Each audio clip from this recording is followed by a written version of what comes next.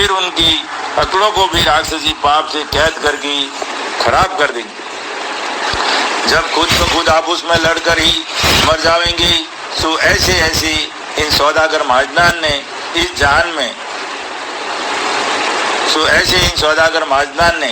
जान में जाल चला दिया है और सबसे हिले मिले है और रात दिन गुप्ती पाप कराते, जिसकी खबर आप लोगों को अब तक बिल्कुल नहीं है। सो आप लोग इस गरीब के लिखने पर गौर फरमाकर और एक दिल होकर इनके राक्षसी पाप को छोड़ाइए। देखो भाई, हिंदू, मुसलमान, अंग्रेज और सातों आठों विलायतों के बादशाह सब एक दिल होकर लोभ को छोड़ दो और इन सौदागर महाजनान के जाल की पहचान करो और एक दिल होकर इन्हों के राक्षसी पाप को छोड़ाओ। जब तुम्हारे बाल बच्चे बचेंगे, नहीं तो ये सौदागर महाजनान ऐसे है कि सबको गारत कर देंगी।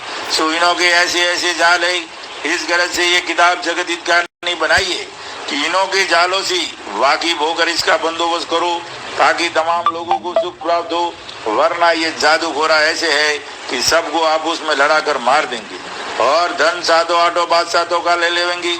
क्योंकि पहले जमाने में राजा रावण ने राक्षस विद्या का पाप चलाया था।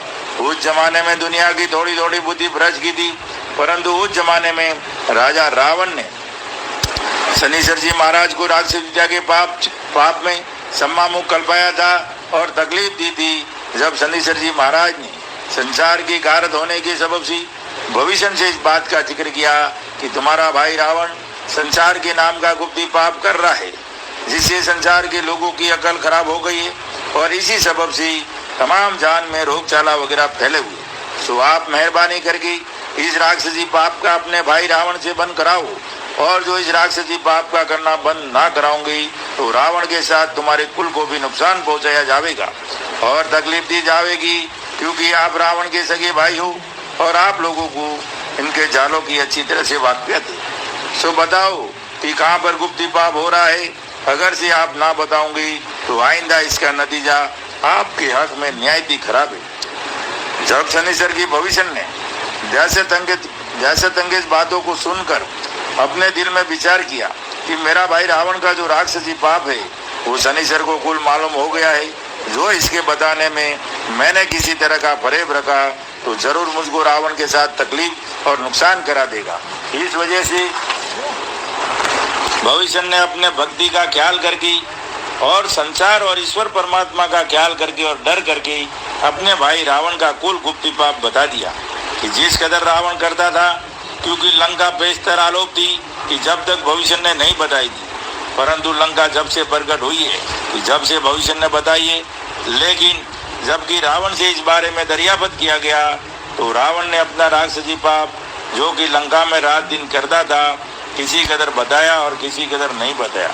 जब शनिश्चर ने यह देखा कि रावण मेरे से अपने राक्षसी पाप को आलोप रखता है कि जो राक्षसी पाप बाकी रह जाएगा, तो हम फिर पाप कर निकलेंगे और तमाम जान को गारत करके 4 गुट और 14 भाण में हम अपना राज करेंगे।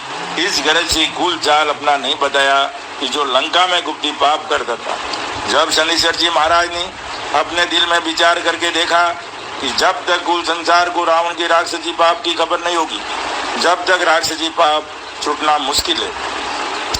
इस वजह से शनिश्चर ने रावण के राक्षसी पाप का चर्चा कुल जहान में कर दिया कि रावण ने राक्षसी पाप के जादू से मेघ और मौत को अपने कब्जे में कर रखा है। इससे दुनिया में दिन दिन बुरा होता जाता है।